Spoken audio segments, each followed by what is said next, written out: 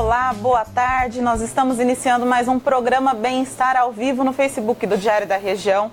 Hoje nós vamos falar sobre comportamento, vamos falar sobre como ser engajados para sermos felizes, termos atitudes positivas, eliminar comportamentos negativos e ter uma vida feliz, tanto na vida pessoal quanto na vida profissional. Eu sou Francine Moreno, sou repórter da revista Vida e Arte e também da revista Bem-Estar. E eu estou aqui com a Jéssica Reis, que também é integrante da nossa equipe. E ela vai apresentar os nossos convidados. Olá! Os nossos convidados de hoje são a Lê Bossan, que é formada em propaganda e marketing e atua há 23 anos junto a empresas de vários setores com inteligência estratégica e planejamento. E a nossa outra convidada é Juliana Paes Garcia. Ela é coach de carreira, executivos e negócios e também ajuda executivos e empreendedores a serem mais realizados com o seu trabalho. Muito obrigada, pessoal, por ter vindo aqui numa sexta-feira, conseguido uma brecha aqui para vir pelo aqui convite. Tá ótimo, muito obrigada. Não, tá ótimo. Vamos lá, Juliana, eu queria que você me contasse um pouquinho, porque você está em Curitiba, mora em Curitiba, é Rio Pretense, mas vai vir aqui para nossa cidade para dar um curso sobre autossabotagem, e ter produtividade. Esse curso vai ser em junho, Eu queria que você me contasse um pouquinho sobre esse curso e também eu queria que você contasse um pouquinho pra gente sobre a importância de eliminar essa autossabotagem. Bom, você pode contar com a gente? Com certeza, é um assunto que eu adoro falar, porque é extremamente importante para a nossa felicidade, para a gente ser pessoas mais felizes e realizadas, que é você saber ter uma mentalidade positiva e que te ajude a conquistar os seus objetivos. E o que te impede a conquistar os objetivos? São os famosos sabotadores que a gente tem dentro da nossa cabeça mesmo. Como o próprio nome diz, um sabotador é algo que a gente faz contra aquilo que a gente gostaria de realizar. E quando é autossabotagem é pior ainda, porque somos nós mesmos boicotando o nosso desejo de ser feliz. E existem técnicas e estudos de neurociência já que comprovam que existem 10 sabotadores na nossa cabeça. Todos nós temos mais ou menos de cada um deles. E no curso que eu vou dar agora no dia 24 de junho, eu ensino como identificar esses sabotadores, quais são os efeitos que eles causam na nossa vida e como você faz para lidar com eles, para que eles sejam minimizados, a influência deles não seja tão nociva no nosso dia a dia e você consiga ter a vida que você quer, ter a carreira que você deseja, o relacionamento dos seus sonhos, o seu peso ideal, enfim, tudo que você quiser realizar na sua vida depende de uma mentalidade que te leve a conseguir isso. Então agora no dia 24 de junho eu estarei aqui na FAMERP dando o curso Detox Mental, Transforme a Autossabotagem em Produtividade. E o objetivo é justamente esse, primeiro apresentar para as pessoas esse conceito dos sabotadores, ajudá-las a identificar quais são os sabotadores que mais influenciam cada uma delas e como lidar com isso. Eu vou te falar que é um curso revelador, viu? Imagina. Quem faz sair de lá ser realmente transformado, porque é o momento onde você consegue entrar em contato com coisas que estavam dentro de você há tanto tempo e você nem imaginava que aquilo era uma sabotagem, você imaginava que era parte de quem você é. Então, por isso é muito libertador, quando você aprende a lidar com a sua mente de uma maneira mais estratégica, para que ela te ajude e não te atrapalhe, porque a tua mente ela pode ser tua melhor amiga, tua maior aliada ou tua pior inimiga na hora de conquistar a vida que você quer. Entendi. Então, o objetivo é justamente isso, é fazer com que você tenha uma mentalidade positiva para que você seja produtivo e consiga ir atrás e realizar os seus sonhos, porque afinal de contas a gente já está em maio, Então, daqui a pouco correr atrás, tá chegando ao fim e a gente precisa garantir que aquelas metas lá do começo do ano vão sair do papel. Não, tá ótimo. E Ale, eu quero que você conte um pouquinho pra gente também. Eu sei que sua rotina é lidar com executivos, líderes diariamente para lidar com alguns problemas, orientar. E aí eu vi que no seu Facebook esses dias você contou um pouquinho da experiência ali do seu dia. E você contou que tem encontrado muitos profissionais com currículos ótimos, Sim. Só que com várias formações, mas Sim. com um currículo emocional ruim, Isso. Sim. Eu quero que você me conte um pouquinho por que tem acontecido isso, Por que esse perfil de pessoas, O que tem acontecido? Tá bem. Eu, nesses meus 23 anos de experiência profissional, como profissional de marketing e estratégia, em todo o meu dia, santo dia, eu passo pelo menos por 2 reuniões estratégicas em empresas diferentes, em oportunidades diferentes, com profissionais diferentes. Ao longo dos anos, eu tenho percebido que realmente os currículos têm aumentado, a graduação tem aumentado, os profissionais têm se preparado, participado cada vez mais, inclusive de movimentos sociais fora das empresas, mas eu percebo claramente uma queda na qualidade emocional desses processos, principalmente em reuniões estratégicas ou de negociações mais aguçadas, né? Isso me preocupa porque esse baixo currículo emocional não se resolve ali naquele momento. Eu consigo melhorar o meu português, consigo melhorar o meu inglês, eu consigo melhorar o meu conhecimento em alguma área específica, mas o meu currículo emocional, ele vem muito do meu passado, né? E eu tenho visto cenas históricas, onde assuntos importantíssimos têm sido maltratados nas reuniões, em momentos de decisão, por simples falta de inteligência emocional. Só que isso tem aumentado. O grande enfoque do que eu quis trazer naquele vídeo é justamente um alerta para que líderes, gestores, que têm a habilidade e o hábito muito comum de treinar suas equipes, e eu acho isso um defeito enorme, nós só mandamos as equipes para treinamento, mas nós não participamos dos treinamentos, né? Os líderes apontam a necessidade das equipes, mas não fazem realmente uma autorreflexão se eles obrigatoriamente se enquadram dentro desse conceito. Talvez muito do conflito esteja justamente na dissonância de foco e de autoconhecimento desses profissionais, tanto de quem lidera quanto quem é liderado. Entendi, tá ótimo. E, Juliana, você falou sobre a autossabotagem, né? Os elementos que a gente mesmo se sabota, né? É preciso primeiro identificar e depois aprender a eliminar esses comportamentos, né? Como que a gente pode fazer isso? Com certeza. Tudo isso passa pelo autoconhecimento. A gente precisa descobrir esses padrões de pensamento que a gente tem, porque autossabotagem, na verdade, é isso, são padrões de pensamento. Sabe aquele pensamento que aparece na tua cabeça numa quarta-feira de manhã? Você resolveu que você vai fazer regime, você quer emagrecer, e aí você começou a semana certinho, indo na academia, comendo direito, aí a segunda foi certinho, na terça foi certo, aí na quarta-feira choveu. Aí você pensa, né, vem aquele pensamento, mas tá chovendo, eu não vou na academia.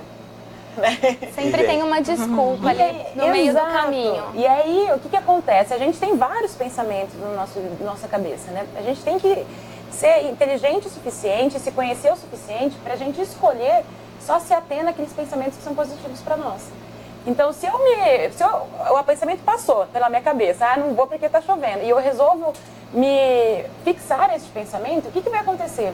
Todo aquele meu objetivo vai por água abaixo. Porque eu não vou na academia, provavelmente eu vou exagerar na comida na hora do almoço, e aí assim por diante. Então, a gente tem vários pensamentos na cabeça, mas a gente pode escolher não dar bola para aqueles que não são positivos para a gente.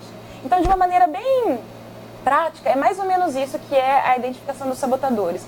É você entender quais são os padrões de pensamentos negativos mais comuns na sua cabeça e como é que a gente identifica quais são esses. Através somente do autoconhecimento maior, mais profundo, né? Tem até um teste que eu aplico durante o curso para ajudar a identificar, porque esses pensamentos nasceram com a gente, né, assim, desde a nossa primeira infância. Quando a gente tem até 6 anos de idade, que é quando está se formando a personalidade, esses padrões de pensamento vão se formando também e acompanham toda a nossa vida até hoje. Por isso que às vezes é muito difícil mudar, porque a gente já está muito acostumado e já faz muito parte da gente. Então, a gente precisa entender primeiro e se dar conta que aquele tipo de pensamento é um sabotador. Você não é o seu pensamento. Você tem vários pensamentos. Você pode escolher qual pensamento que você quer para você. Então, por isso que a primeira etapa é você se dar conta de todo esse universo que tem na sua mente, desses pensamentos, desses padrões de pensamentos que te atrapalham, para que você consiga se conhecer melhor. Eu costumo dizer que é como se fosse um boneco de neve, sabe, o sabotador. E a partir do momento que você o coloca na luz do conhecimento, ele começa a derreter. E é isso que a gente precisa fazer, é tirar isso que está escondido de dentro da gente, dar visibilidade para que a gente consiga enxergar de frente. E aí depois eu ensino como trabalhar isso, né? Como você consegue ter uma mentalidade mais forte. Por exemplo, muito se fala de mindfulness hoje em dia, né? De meditação, até nas empresas, tem muitos executivos cada vez mais praticando isso. E isso é extremamente importante, porque você começa a perceber os pensamentos que existem na tua cabeça. E começa a não ficar mais tão dominado por eles. E Ale, rola também autossabotagem no mercado de trabalho, né? As pessoas também fazem muito, né? Acho que rola em tudo, né? E aí, as pessoas têm que entender que precisam também cuidar dessa estrutura emocional para ter um bom currículo, né? Como que você pode explicar isso pra gente também? Sem dúvida. Eu acho que é muito fácil entender esse ciclo. É exatamente o ciclo do executivo competente que logo é desligado da empresa.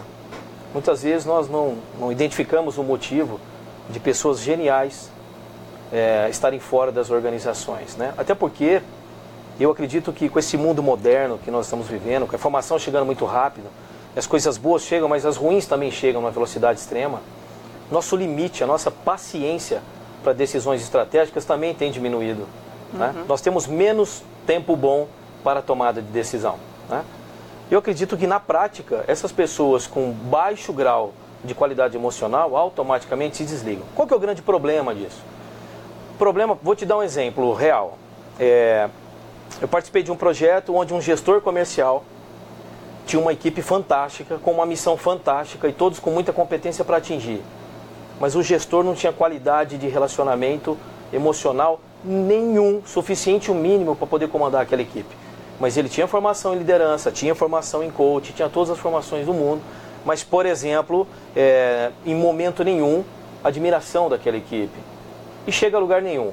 Então aí vem o investimento de marketing, vem a parte estratégica, e quase sempre as empresas têm dificuldade em assumir, principalmente os líderes, têm uma dificuldade absurda em assumir a limitação emocional. E aí, no meu caso, vem as respostas. É o mercado que não está bom, ou o concorrente que melhorou, enfim. Então, o que eu tenho procurado tentar sensibilizar esses times quando eu tenho acesso é que se faça muito exatamente essa técnica da autorreflexão. Ou seja, antes de apontar para lá, como é que está para cá, né? Se eu acho que isso vai melhorar, isso tem que melhorar. Tem que melhorar. O próprio desenvolvimento de coach e de ferramentas de mentoria, eu acredito que elas vêm tapar essa necessidade das empresas. Eu, particularmente, acho que toda empresa tem que ter um coach. Sem exceção. E todo executivo, líder, tem que ter um coach. Entendi. Porque tem que ter alguém num determinado momento que no processo, te olhando de fora, te ajude a enxergar em que momento você está, né? E no mercado onde a rotatividade profissional é extrema, as pessoas estão entrando e saindo das empresas com muita velocidade, imagine um líder sem capacidade emocional para todo momento ter que recomeçar um time. Impossível você atingir um objetivo, né? Além de ser um time novo, não é um time que quer você como líder, né? Então eu tenho muita preocupação com esse momento da economia, inclusive.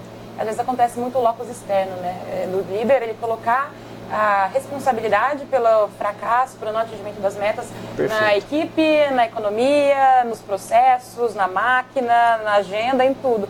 Mas esse processo de locus externo é muito negativo porque também o deixa impotente. Se o problema é dos outros, nunca vai ser resolvido. Porque o que precisa ser mudado é ele mesmo. Então é perfeito como você falou, que tem que ser uma coisa conjunta, tem que começar pelo executivo principal e depois pela equipe.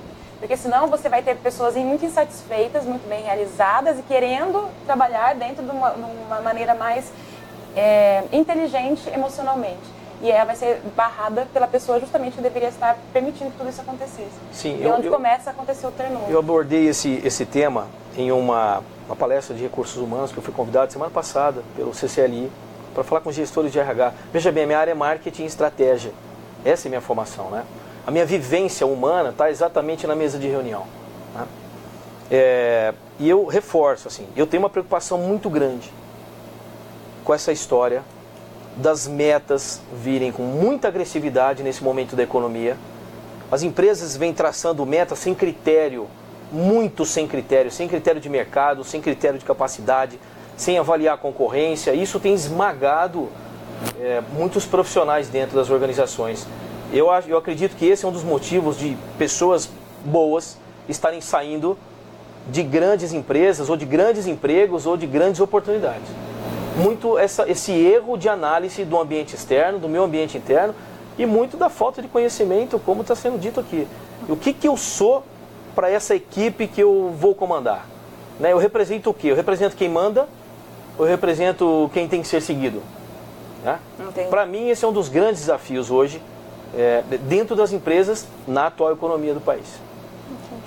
A Juliana mencionou a meditação, né, como uma das ferramentas. A Andréa Rosa está perguntando, o que vocês dizem sobre a meditação como ferramenta para autoconhecimento? Como uma ferramenta para reconhecermos, identificarmos com clareza nossos pensamentos? É realmente muito indicado? É muito indicada. É muito indicada para todo mundo. E hoje em dia os grandes executivos já descobriram isso. Tem um coach americano, que é o Tony Robbins, que hoje é considerado o coach número 1 do mundo. E ele fez uma pesquisa com as pessoas mais bem-sucedidas financeiramente pelo mundo. E ele identificou que isso é um padrão que, inclusive, está presente em todas essas pessoas. Então, cuidar da cabeça, desse lado, desses pensamentos que estão aí dentro, é o que está tomando força cada vez mais como a grande maneira da gente conseguir ter a vida que a gente quer. A gente passou por momentos em que a inteligência racional, lógica, era muito valorizada, né? Tinha até testes de QI para ver quanto que era essa sua inteligência.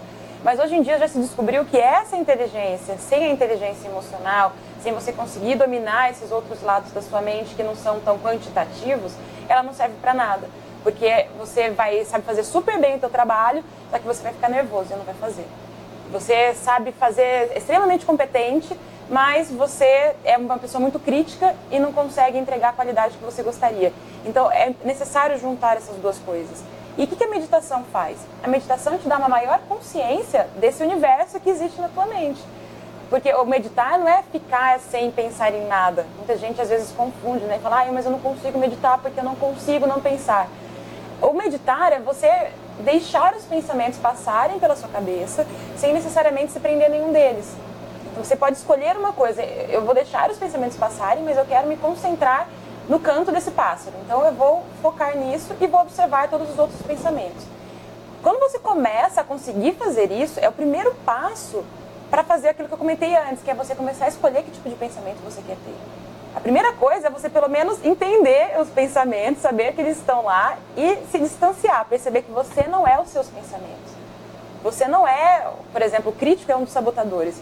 Que é aquela vozinha que está te falando o tempo todo que nada está bom o suficiente, que você não está bom, que as outras pessoas não são boas, que a situação está ruim, que nada vai dar certo. Então, essa vozinha não é você. Se você quiser, você pode simplesmente escolher desligar essa voz e não se prender a ela. Então, por isso que a meditação é muito importante. Inclusive, uma das técnicas que eu ensino como treinamento para você lidar com a autossabotagem, para você conseguir entender tudo isso que se passa na sua cabeça. E é muito recente, né? A gente não está acostumado a lidar com isso. Antigamente, para você ser um bom profissional, você tinha que ter um currículo impecável. Você tinha que fazer MBA, falar várias línguas, ter várias experiências. E ninguém falava sobre inteligência emocional, ninguém falava sobre você se conhecer. A gente não aprendeu em nenhum momento do nosso ensino formal isso, né? A falar sobre sentimentos, sobre emoções, sobre pensamentos. Então agora é a hora da gente começar a focar nisso. Ok, então a Andréa pode colocar em prática a meditação. Pode colocar em prática todos os dias. Está no caminho certo. Temos uma pergunta aqui do Vitor Stock também. Como a prática da gratidão ajuda na felicidade? A prática da gratidão é incrível. Eu costumo fazer todos os dias antes de dormir e eu recomendo também para os meus coaches a fazerem o diário de bordo da gratidão, que é agradecer por 3 coisas que aconteceram ao longo do dia. E pode ser coisas mínimas, pode ser assim, eu agradeço pelo ar-condicionado dessa sala que está deixando a sala confortável. Eu agradeço pela comida gostosa na hora do almoço. Eu agradeço pela minha mãe que está aqui me filmando. Então, assim, são coisas pequenas, mas o que acontece com a gratidão? Ela vai setando, ela vai configurando a sua mente para enxergar cada vez mais coisas positivas na sua cabeça. O que acontece? A gente é bombardeado por informações o tempo todo, ao longo do dia. E a gente não consegue absorver tudo o que se passa, porque é muita coisa. Então a gente só usa 10% de tudo que acontece, a gente filtra e a gente raciocina. Os outros 90% vão chegando pra gente de maneira meio... A gente vai absorvendo sem pensar, de maneira inconsciente. E como é que o nosso cérebro vai saber qual parte do teu dia vão ser esses 10% que ele vai te mostrar? Através daquilo que você já tem na sua cabeça. Então, se você é uma pessoa que está acostumada a agradecer pelas coisas positivas, a enxergar coisas positivas, mesmo num dia que foi ruim, que você teve, o teu cérebro vai entender, já sei, ela quer ver coisas positivas, então eu vou mostrar coisas positivas para ela. E é o que faz a diferença, por exemplo, se você for, sei lá, no calçadão e você vai ver lojas abertas, lotadas, e você vai ver lojas fechadas ou lojas vazias. Qual delas você vai prestar mais atenção? tudo vai depender de como é que está configurada a sua mente. Se a sua mente está configurada para enxergar oportunidades, para enxergar coisas positivas, você vai enxergar aquelas lojas que estão lotadas. Se a tua mente está pensando que não existe possibilidades, que o Brasil está indo de mal a pior e que não é possível empreender numa hora dessas e tal, você só vai reparar no lado negativo da situação. E então, a gratidão é muito importante por isso, porque ela ajuda a preparar o seu cérebro para todos os dias, cada vez mais, enxergar o que tem de oportunidades positivas na vida. Então, recomendo também, pode colocar aí na prática. Temos mais uma pergunta aqui. A gente está falando de felicidade, né, de inteligência emocional. A Marisa Cesarino questionou o seguinte: capitalismo vê produção. E aí? Dá para ter, né, os chefes, os líderes conseguem, né, no meio do capitalismo? Deveriam, né? Não seríamos todos muito mais felizes, né? Até porque capitalismo não é pecado. Existe um falso entendimento na nossa sociedade com relação, por exemplo, com o dinheiro, né? Nós crescemos dentro de uma cultura de que se tem dinheiro é porque fez alguma coisa errada, ou se tem dinheiro é porque é uma pessoa pior do que quem não tem dinheiro. Então, já começa na nossa formação de base, né? Dinheiro, dentro do processo do capitalismo, o dinheiro é sim algo positivo e necessário. Até porque, por mais idealista que eu seja, sem dinheiro eu não vou viver, né? Para ter o mínimo. E eu acredito sim que a partir do momento que você entende que o capitalismo é um gerador de riqueza e que aquela riqueza é necessária, inclusive para os outros, não tem como não ter felicidade nisso. Talvez more um passo atrás aí. Primeiro, o entendimento da relação do que é o capitalismo, né? O mundo que desenvolve em cima de capital, né? Na época das cavernas lá do Paleolítico, não, né? Mas hoje sim. Hoje sim. E realmente faz parte, né? Todos nós merecemos ter toda a abundância que a gente merece nessa vida. Então, ter dinheiro e querer ter dinheiro não é de nenhuma maneira negativo. Realmente é uma crença limitante. Muitas pessoas têm crenças limitantes por conta de dinheiro, porque sempre ouviram desde pequeno que dinheiro não dá em árvore, que a gente tem que trabalhar muito duro para ganhar dinheiro, que pessoas ricas não são honestas. E aquilo vai ficando na cabeça, ó, os pensamentos, né? Foi formando tudo isso. E aí você começa a ficar bloqueado. Você nem sabe que você tem essa crença, porque é uma coisa que está no teu inconsciente, mas aquilo te bloqueia de ganhar dinheiro. E o capitalismo não é sinônimo de ganância, de maneira alguma. Exatamente. Significa só assim, que você está querendo produzir e ser recompensado, remunerado por isso. Até porque quanto mais você faz isso e você está realmente ajudando as outras pessoas, você tem uma missão de vida, independente de qual profissão que você tem, né? Se você é dentista, médico, advogado, coach, psicólogo, ou tem uma empresa, você está fazendo algo pelas outras pessoas. Então, quanto mais abundância você tiver, melhor vai ser o seu trabalho, mais você vai se desenvolver e melhor vai ser o retorno que você vai devolver para a sociedade. Então, todo mundo sai ganhando. Sim. Né? Perfeito. Ganhar dinheiro não é negativo. O ruim é quando você não tem inteligência emocional e faz isso de uma maneira para levar vantagem em cima das outras pessoas, ou como ele estava comentando, né, dos chefes que não têm essa inteligência emocional. Mas a gente tem que tomar cuidado realmente com essas crenças em relação ao dinheiro, porque dinheiro é muito bom, é positivo e faz girar a roda da abundância para todo mundo. Olha, é a mesma relação da crença limitante que nós temos com o trabalho, né? Porque desde quando você é pequenininho, é jovem, é uma criança, a relação com o trabalho já é ensinada de maneira competitiva, né? Mais ou menos assim, eu não posso jogar bola agora com você porque eu vou trabalhar, filho. Ou filha, agora não dá porque eu tenho que trabalhar. Nossa, hoje é sexta-feira, que bom que o dia acabou e a semana também. Ou se não, terminou aquele programa do domingo à noite, você ouve a musiquinha e já fala, poxa, que pena, amanhã é segunda-feira.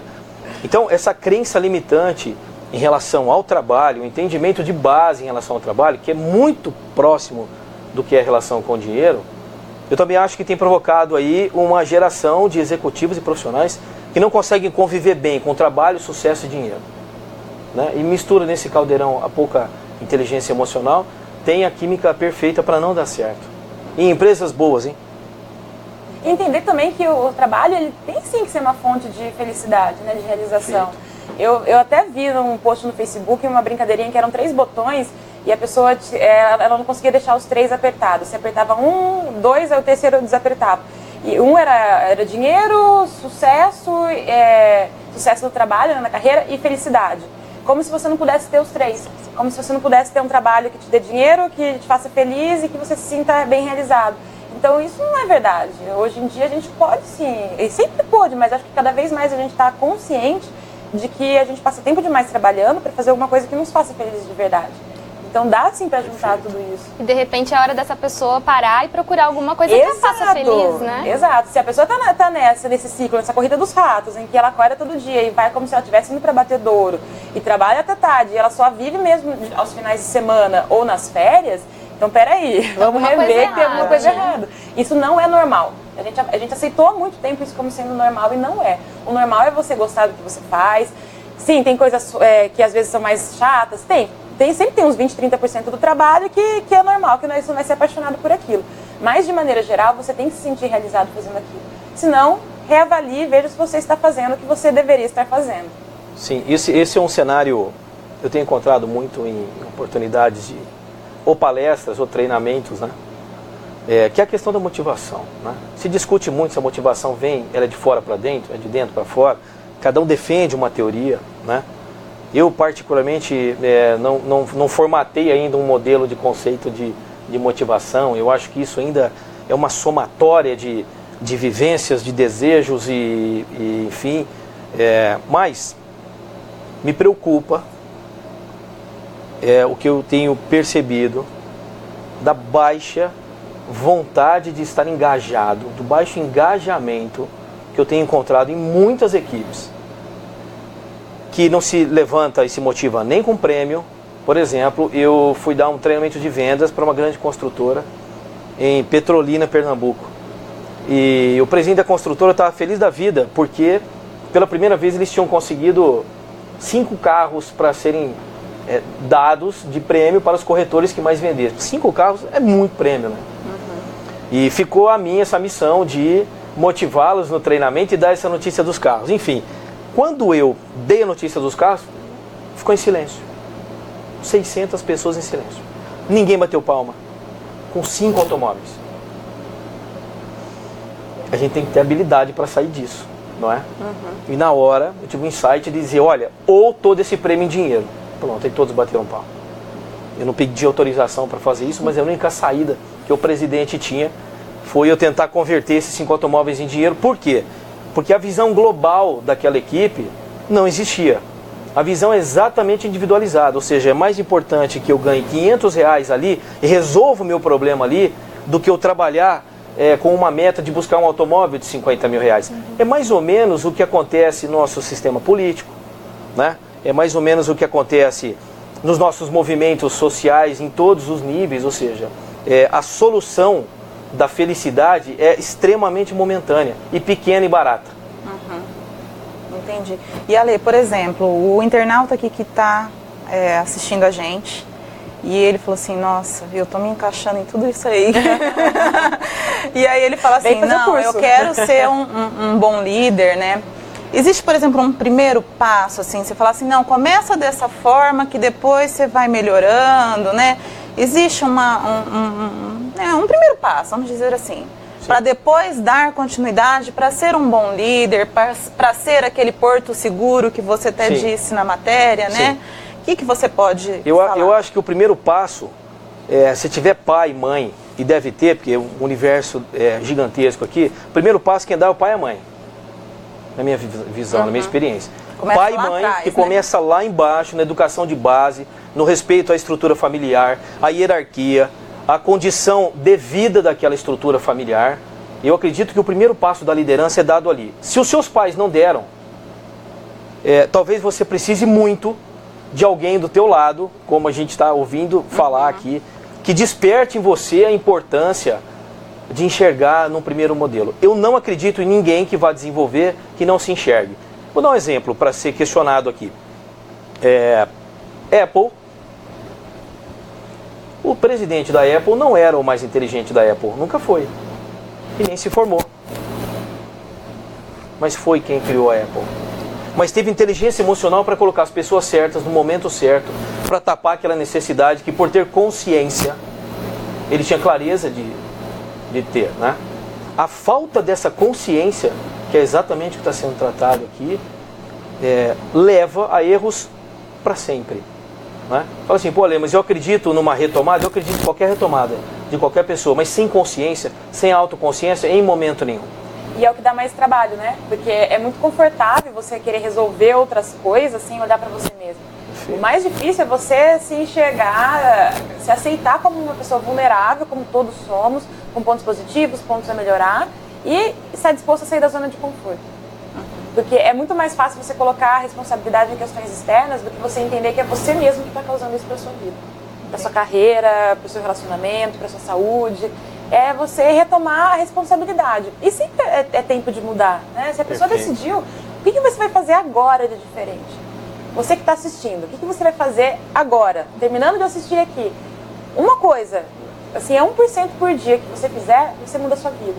Então tem que ter esse comprometimento, mas tem que estar disposto, porque sair da zona de conforto é desconfortável, né? Você vai sentir essa vontade te puxando para trás de novo para você voltar naqueles padrões que você já está acostumado. Só que aí é uma decisão que você tem. Você quer continuar com a vida do jeito que você está ou você quer ser feliz? É uma escolha. Tem pergunta? Ainda não. Não, então tá ótimo. E eu queria que você me falasse também, por exemplo, que a gente sai daqui, né? Vamos sair daqui, né? Aí encontra o trânsito ruim, o preço do supermercado, as coisas super caras, a nota ruim do filho. E aí você fala, meu Deus do céu, quanta, né, karma, né? Muita gente fala assim, é um karma isso. E como que é, né? Como lidar com tudo isso com coisa corriqueira do dia a dia, né? Que isso também às vezes tira as pessoas do equilíbrio, né? Exato. Então como manter o equilíbrio? É preciso respirar, né? E é preciso pensar, né, nas suas metas, nas suas vontades, no seu querer ser feliz. Que vocês dois acho que podem falar um pouco sobre isso. Eu acho que é bem isso que você falou, né? Do respirar, do se acalmar, mas é verdade, assim, quando você começa a lidar com os seus pensamentos e todos os dias fazer o diário de bordo da gratidão, então agradecer pelas coisas positivas que tem, quando você começa a entender essa questão dos sabotadores e perceber quais são os padrões de pensamentos negativos, você percebe que vai adiantar eu me estressar porque o trânsito está parado? Milagrosamente os carros vão se abrir e você vai passar se você xingar o carro do lado? Não. Então você está desperdiçando a sua energia num lugar que não vai te trazer retorno. E aí você começa a ficar mais seletivo, sabe? Nos momentos em que você vai colocar a tua energia por trás. Você tem um foco, você precisa deixar a tua energia guardada para você fazer aquilo que você realmente quer. Então, aconteceu alguma coisa que é negativa, o que você pode tirar de positivo a partir dela? Que lição, que aprendizado, o que você pode levar, pegar daquilo, transformar, ressignificar, como a gente fala em coach, né? Vou tirar de positivo e vamos pra frente. Então, se meu filho tirou uma nota baixa, o que eu posso tirar disso? Poxa, acho que eu posso me aprofundar mais junto com ele, é uma possibilidade pra gente trabalhar mais junto, para que ele recupere a nota. Então, vamos juntos, né? Vamos desenvolvê-lo a partir de agora. Então, eu vou começar a estudar mais com ele depois do jantar ou antes do jantar. Enfim, transforme isso numa atitude positiva, ao invés só de ficar reclamando. E reclamar não adianta nada, você gasta energia, você contagia quem está perto de você, né? Porque às vezes fica aquele monte de gente reclamando e aí vai ver aquela nuvenzinha negra e você continua atraindo mais disso para sua vida. E é como eu falei, se você já está direcionando a sua mente para só enxergar o que tem de negativo e reforçar o negativo, o teu cérebro vai cada vez mais procurar coisas negativas na situação. E isso você só vai enxergar essas coisas ruins. Você não vai reparar, por exemplo, que o dia hoje está lindo. Né? O trânsito está ruim, mas o dia está lindo. O que você escolhe? Entendi. Tudo na vida é uma escolha. E a mesma coisa, Ale, por exemplo, sai daqui agora, o internauta está aqui lendo, assistindo a gente, aí encontra o chefe mal-humorado, ou encontra um outro amigo, um colega de trabalho também que não está legal. Como ótimo. Tua frase foi perfeita, né? Realmente as pessoas ainda usam essa terminologia, né, de chefe. Né? E chefe, não tem como um chefe ser alguém gostoso de conviver, né? Porque o padrão histórico do chefe é alguém controlador, que comanda, né? Então, primeiro aí nós temos que ter um entendimento sobre essa estrutura hoje que as empresas têm necessidade de encaixar. Eu chamo todos os funcionários, todos os colaboradores de empreendedores. Porque antes de ser um empreendedor para mim, você é um empreendedor para você. O cara que veio aqui e abriu a porta para nós, lá na avenida, ele é um empreendedor. Porque ele pode achar uma maneira de fazer aquilo melhor, ou de tornar aquilo mais confortável para nós, ou de gerar talvez a melhor impressão que nós vamos ter entrando aqui na empresa. Talvez melhor do que qualquer outra, muito mais importante. Né? Então eu defendo muito essa história toda também de mudança de padrão, as pessoas vão se alimentando das coisas ruins e é duro, porque daqui a pouco você está precisando daquilo para sobreviver, né? Dentro das empresas, quando você tem um time e dentro do seu time, algumas pessoas têm muito essa veia, não depressiva, mas essa veia da visão obscura, é um ponto de atenção. Eu particularmente recomendo substituir essas pessoas, sendo muito frio numa decisão dessa, porque o poder do negativo é infinitamente maior que o positivo. Sim. Por mais que você tenha regras e boas missões dentro das empresas, né?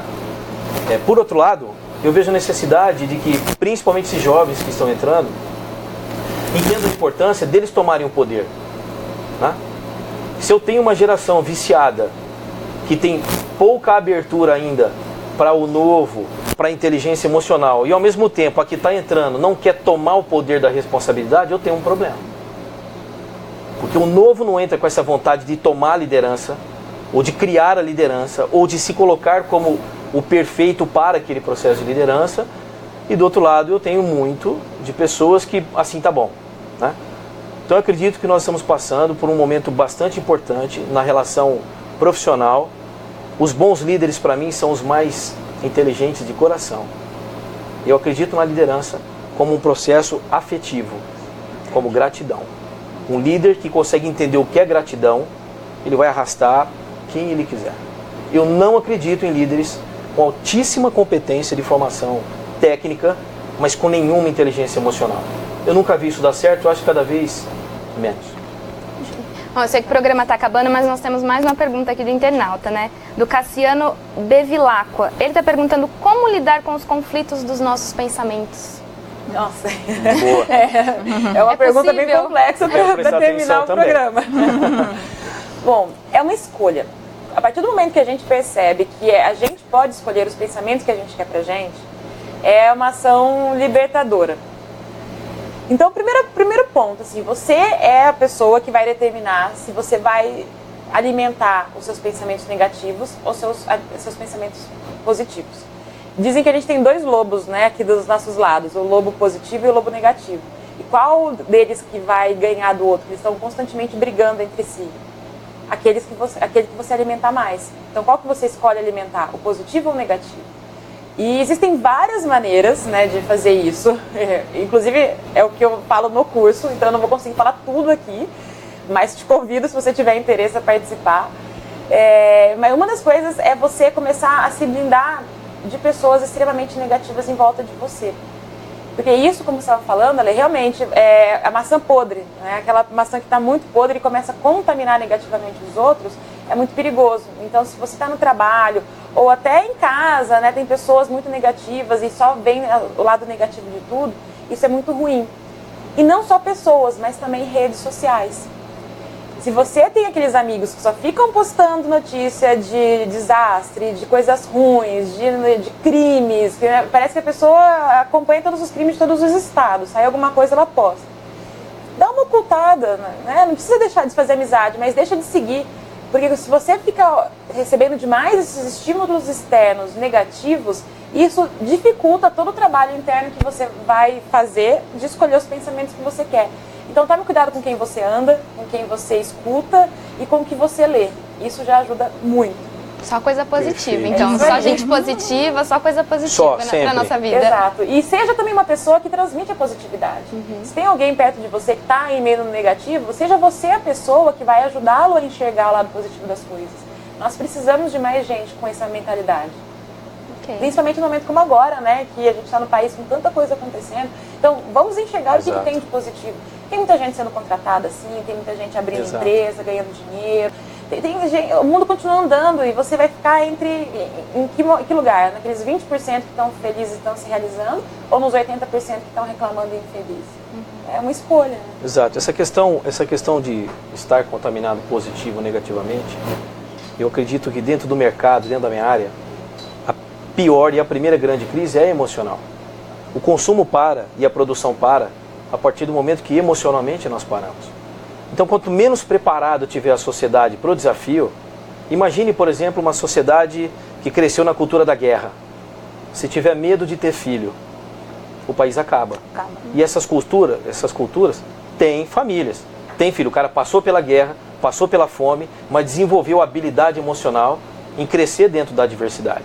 Então, o recado também que eu queria terminar passando é que eu acredito na retomada. O país já está retomando desde o ano passado, o Brasil está vindo num momento positivo e acredito que esse Dia das Mães vai ser um Dia das Mães o melhor talvez dos últimos anos em venda e em proximidade, porque o pior da crise está passando, o que é a crise emocional? Nós estamos perdendo o medo e quando deixa de ter medo as coisas começam a andar. Entendi, tá ótimo.